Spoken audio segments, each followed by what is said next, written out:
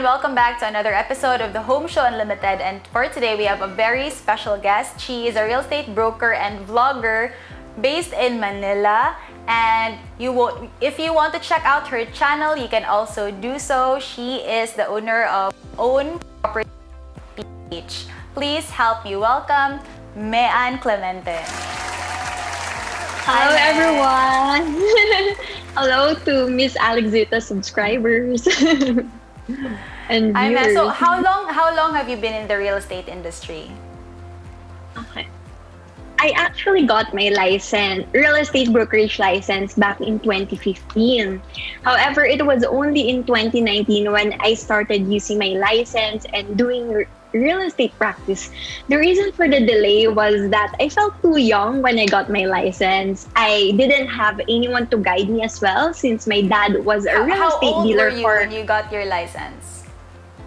when I got my Kasi you said you felt young. You felt you were too young to start practicing. So how old were you? 26, I think. No. 20. Wait, hold on. 2021 right now minus 20. Yeah. I mean, my age now. 26 years old, I think. Or I'm at 25. 23. Is that 23? Are you sure? Hold on. Your husband remembers. Kung nakalimutan mo na. Yes. Parang similar age lang tayo when I got my license kasi I got it in 2011. So I think I was around 24 at the time. 24 years old when I started practicing real estate. And I felt the same way. I felt like I didn't know anything, which was true at the time. And we started a realty. Kasi my partners and I, we took the exam, started our own realty. So we did not have anyone to guide us. So that's why mas mataas yung learning curve namin. It took us a couple of months to close our first deal because we did not have a mentor. Yeah, likewise. I felt like I was afraid that my clients would look down on me because people were saying that I look younger for my age. And I was also afraid of getting indecent proposals because I heard from other real estate service practitioners that it really happens. It really happens. They said, but praise God, I never received any indecent proposal. And since I started practicing my profession at a later time, I felt more emotionally mature to handle clients. I'm also able to deal with a lot of project selling and general brokerage transactions. So why did you decide to become an independent broker versus joining a realty? Because with joining a realty, yung advantage naman is you have mentors. Even if lower, you get a lower parang rate because you're part of a realty, you get mentors. So that's like, there's a trade-off. So what's the reason behind that? I chose to be an independent real estate broker mainly because I want to be my own boss, and I'm used to being my own boss because before I actually practiced my real estate service profession, I was a freelancer for some time. I worked with US clients doing digital marketing for them, and as my own boss, I can set my own working hours and I can choose to work from home or anywhere else, which is very important to me since I enjoy traveling and creating content on YouTube. I super enjoy building relationships with my clients and my subscribers. If I join another brokerage firm or I put up my own, I will feel too guilty to be going out and about even if I'm entitled to vacation leaves. I don't want to give half-hearted work. Plus, honestly, I still haven't taken the time to search for brokerage firms where I can work according to my strengths and principles. So perhaps if I'm already burned out as an independent practitioner, I might join one. I also don't plan to set up a brokerage firm since I know the huge responsibility it entails, which doesn't align with my personal goals right now. Okay. So what real estate properties are you focused on selling? Because there are so many types of real estate that you can really focus on. There's agricultural, industrial, commercial. Yeah. Even with residential, there are so many different types of residential real estates. Parang what's your niche? What's your niche? The type of real estate I'm focused on selling is condominiums. So why condo? Why not house and lot or lot only? I chose, yeah. I chose to currently focus on condominiums because most housing subdivision projects developed are far from the metro. With such a, it is challenging to do property viewings nowadays because the quarantine status keeps on changing, right? Yeah. Where are Meanwhile, you based? Where are you based in Manila? Like what specific area are you in? I'm based in Mandaluyong City. It's like the heart of Metro Manila. And meanwhile, the available lots and single attached houses and lots for sale are in the high-end luxury market, around 80 million to a billion pesos, which is normally handled by real estate brokerage firms or real estate brokers who have been in the industry for such a long time. I have also experienced handling some luxury listings, and I felt that the money wasn't worth the stress I'm getting, since a lot of illegal real estate agents want to have a cut on the commission. Additionally, the people Really? on my net, yes, right? Sometimes it's Like, like I a see a barangay, lot of almost videos. everyone. I see a lot of videos about, on property tours, on listings in Manila, and the prices are really crazy. Like here in Cagayan, Yes, yes. the biggest listing that we have is around 50-60 million. But in Manila, that's like parang low end pa. Because usually you have 100 Yeah. million, 150 million, 200 million That's true. properties. So it's crazy expensive there in Manila. What's the Yeah. real estate market like with condos? Oh, hold on. I'll just continue why Sige, I sige. chose condominium. Sorry. Yeah, okay. Back to why you chose yeah. condominium. Sorry. And I just want to add that the people on my network would move from houses and lots to condominiums because some of them feel that condominiums are less maintenance. Condominiums are also a popular choice for millennials and Gen Z because it allows them to focus on their respective careers. Because, of course, their only focus is maintaining their own unit. It is already the about those property who have manager. kids? What about those who have For kids? Yes. For those who have kids, it depends because there are still startup families who also stay in condominiums. They have already purchased the condominium units before the pandemic. But right now, that's why we'll get now to the market. Because of this pandemic, there is actually a decline in demand for condominiums here in Metro Manila. It is It's the actually same a here. buyer's market now. Yeah. Same here in Condominium Cebu. property prices and rental prices, according to Colliers International, had a further price correction. They declined by 3.2% and 1.7% respectively. Vacancy also across Metro Manila's condominium market reached 17.1% during the second quarter of this year. This is attributed to condominium corporations prohibiting short-term leases due to quarantine restrictions. A lot of the expats also return to their home countries, and a lot of the young professionals who need larger space due to work from home arrangements are keen on investing in lot only and house and lot projects in key urban areas outside of Metro Manila, namely Pampanga, Bulacan, Tarlac, Cavite, Laguna, and Batangas. Communities there are not only less dense, but prices are affordable, which range from 1.7 million pesos to 6 million pesos. Despite this, high-end and luxury buyers are opportunistic during this period.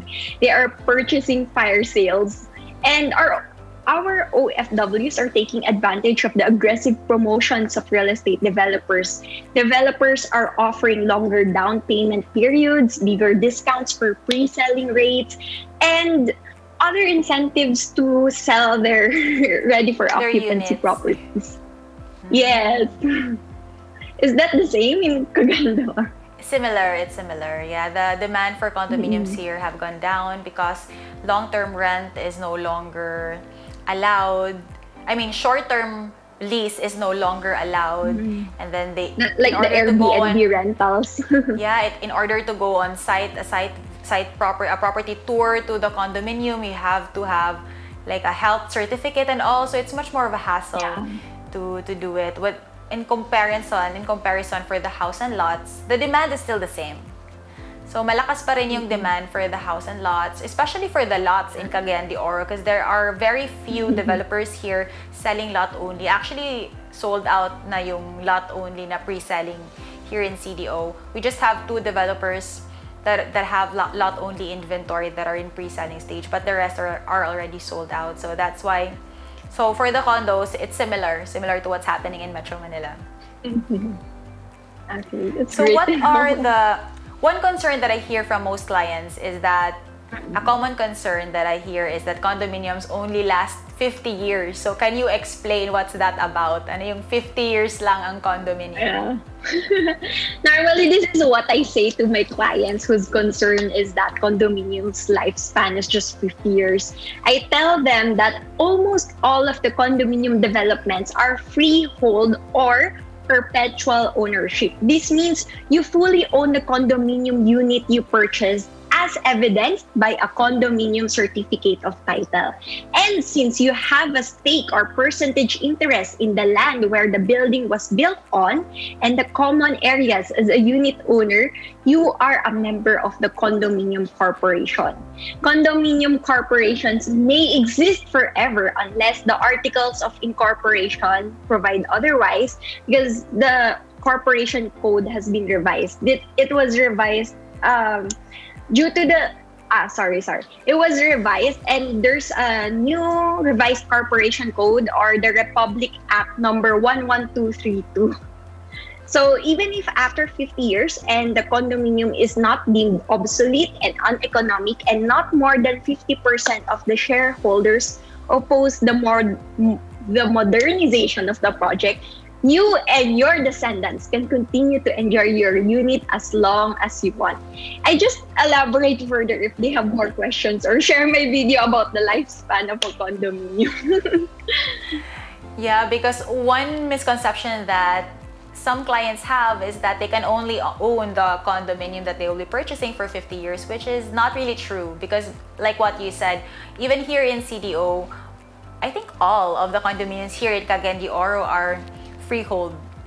So they will really own the unit forever. It's just that the lifespan of the building is more or less 50 years, but it depends on the maintenance. If you maintain it well, then it can go beyond 50 years. It's up to the condo corp to maintain their own building. And the 50 years lifespan before, that was attributed because of the lifespan of the corporation. But now, because of the revised corporation code, of course, since corporations can exist perpetuity. In perpetuity. Yeah, Forever. in perpetuity. Or forever. A simple word is forever. Yeah. And forever, of course. As long as the building is okay, then you can live forever. You can enjoy it forever. You can transfer it to your descendants. Yeah, as long as the building is okay, then you can go on living in the condominium. You can pass it on to your descendants. Yeah. So what are living, for example, you yourself are living inside in a condominium. Yes. With you and your husband. You're newly married, by the way. Congratulations. Yes, It's a thank you. pandemic wedding. Yes. So what are the pros and cons of living inside a condominium since you are doing it yourself? Okay, so some of the advantages for me is it's less maintenance because I'm just focused on maintaining my own unit, since the property management office maintains the building and the common areas for us. This means that I don't need to have a big budget for expenditures like replacing the roof, etc. Because I know that for houses and lots, you need to set aside at least 1% of the home's value per year to properly maintain it. Yeah, so that's one of the reasons. And of course, since I have a smaller space, it's easier to clean or do the household chores. So And that's it's also one. nearer to where your husband works Yes. and where you work as well. Yes. What are the advantages and disadvantages of Yes. investing in a condominium? Okay, so another, For investing, it's applicable also for investing that you have less to maintain. So that's one. And of course, condominiums are generally more affordable because, condominium projects have longer down payment periods as compared to when buying a house and lot.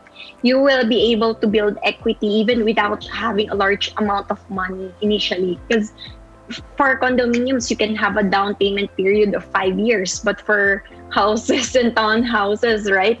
The down payment period is just at least at maximum 2 years for some developers. Yeah, it's usually between 12 to 24 months. But for condos here in CDO, around 40, 50 months. The longest here is Avida, it's 60 months. Yes, that's right. So Most of the equity period is super condominiums long. here, 5 years, yes. 5 years. And then another one is you have enhanced security. And of course, when you have enhanced security, that's convenient for investors residing outside of the country because you don't have to worry about get by cancer. Yeah.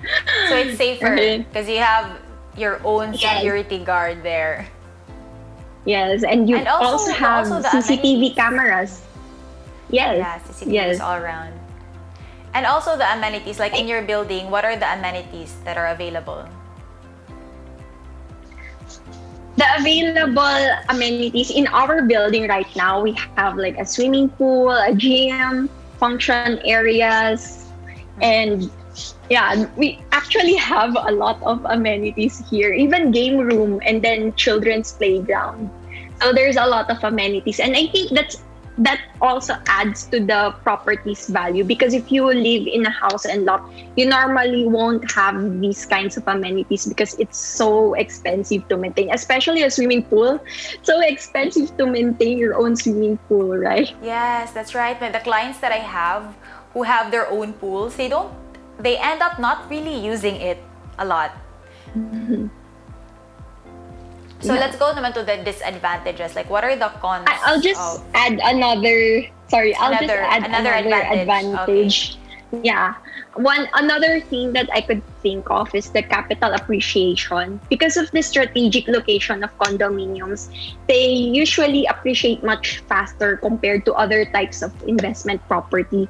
More especially if the condominium is well maintained by a good property management company. That's why even if the condominiums here cost a lot or are so expensive, it's still it's still a good investment for some real estate investors.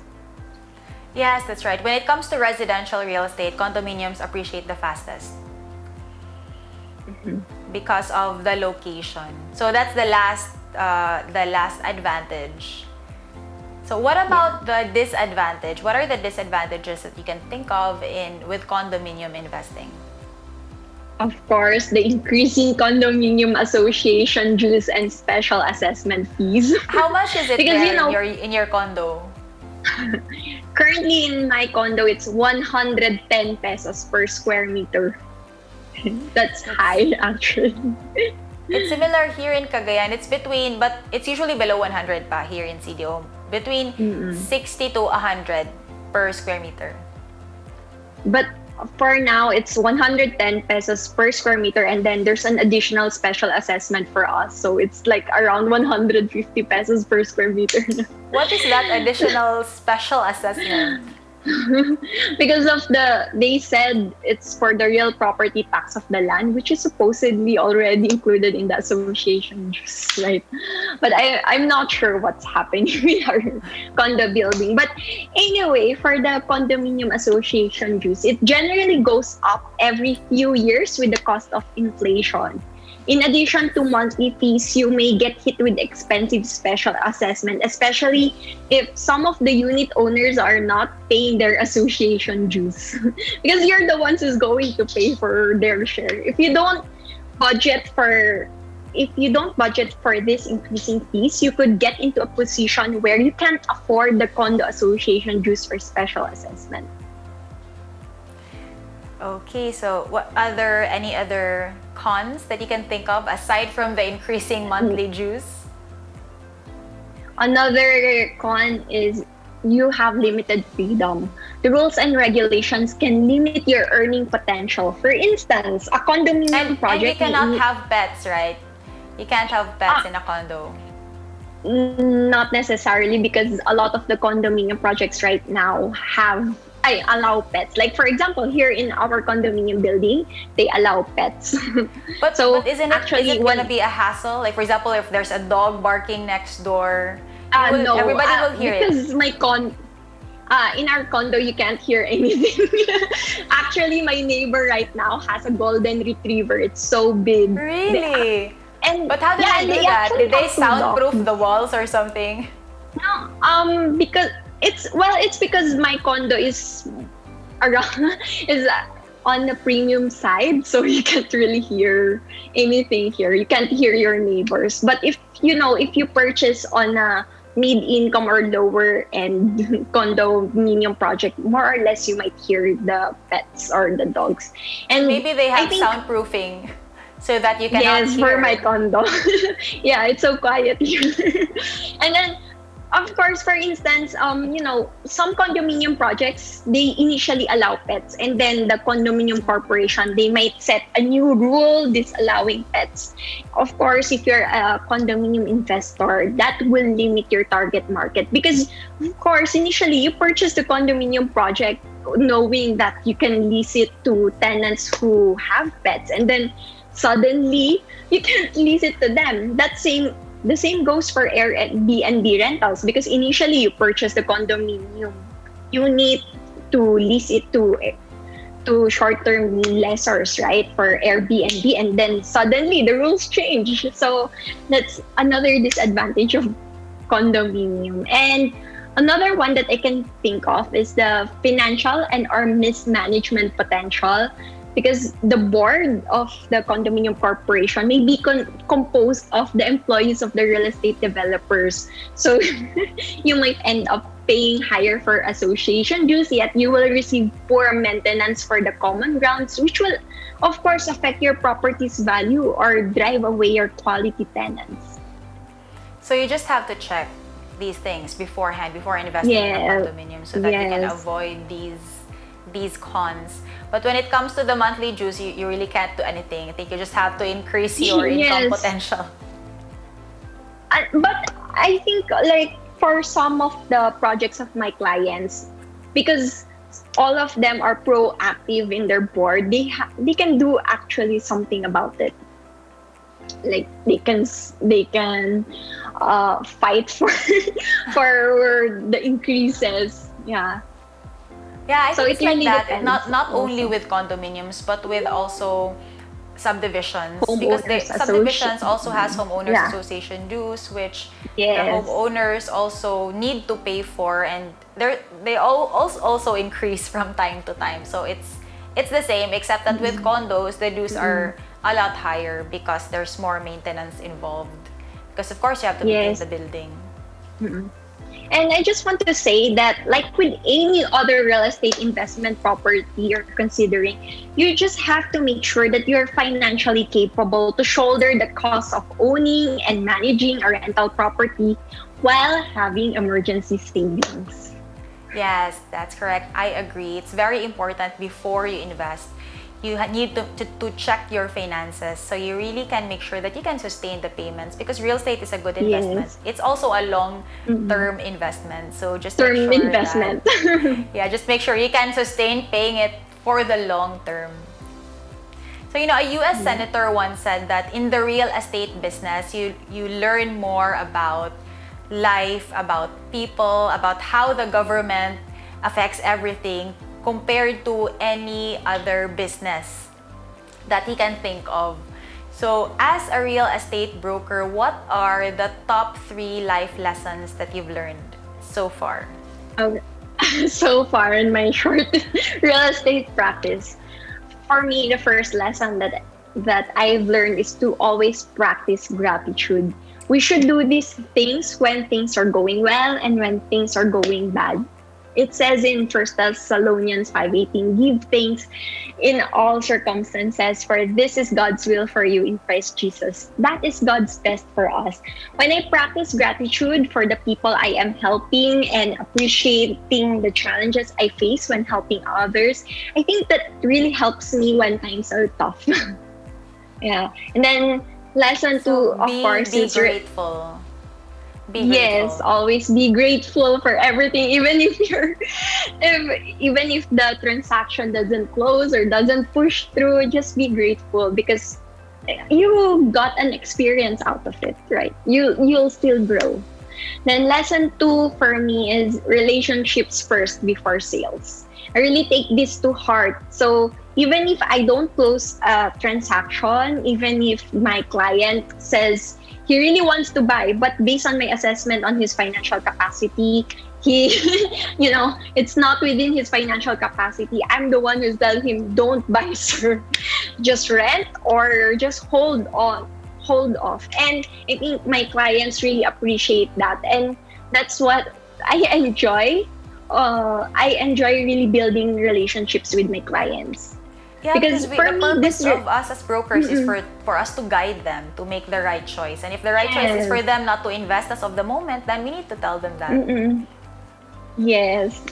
And, it really pays off. This relationships first before sales lesson, it really pays off because my clients, they really appreciate this. Yeah. And my last lesson for me is keep on learning. Keep learning from every experience. Be open to learning from others and take further studies whenever possible so we can serve our clients better. That's why actually I'm taking up Bachelor of Science in Real Estate Management even if I'm already a licensed real estate broker because I believe that I can serve my clients better and I can also represent their best interests. Okay, so very well said. Thank you so much for your time, Mayan. I really learned a lot from you Yes. today as well. I think we can all continue learning from each other since everybody has experiences that are unique to us and we can Yes. add value to other people by sharing those experiences. Okay, so Yes. that's it for Thank you so today's much. episode. And would you like to share how people can reach you for clients who are based in Manila looking for a condos there? Share your channel, share how they can reach you. Yes. Thank you. You can share me through my YouTube channel, Own Property PH. Okay, so Yeah. Own Thank Property PH. you. Don't forget to like and subscribe to Mayan's channel. Thank you for joining us in today's episode, and I'll see you on the next episode of The Home Show Unlimited. Bye! Okay, bye.